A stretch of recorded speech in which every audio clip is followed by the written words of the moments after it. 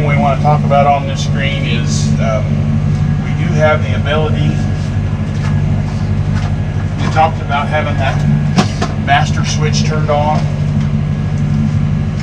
When we talk to guys on the phone, when we refer to a master switch, that's going to be this guy. Okay. You can buy, it comes with the planner, there is a physical master switch that you can, if you like that tactile feel of turning a switch on and off, go to your AI120 screen. We want to go to auxiliary. We're going to touch that first X and hit the tractor symbol. We're going to touch the second X and hit the switch symbol. And we're going to hit OK. Now when we go back to our planner screen, you notice that control on button is gone. Well, I now have it on this switch.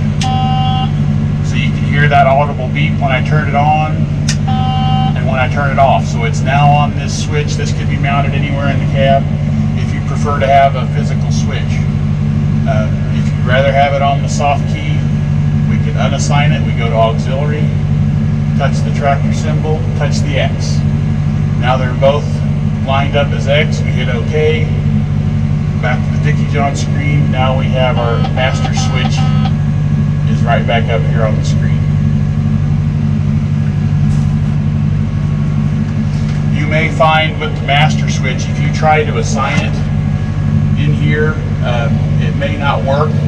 If you're having trouble with your 120 and it's not assigning the master switch, there was a software update that goes back a couple of years. So if your planner is more than 2 years old, it may not have a current enough software to enable that physical master switch function.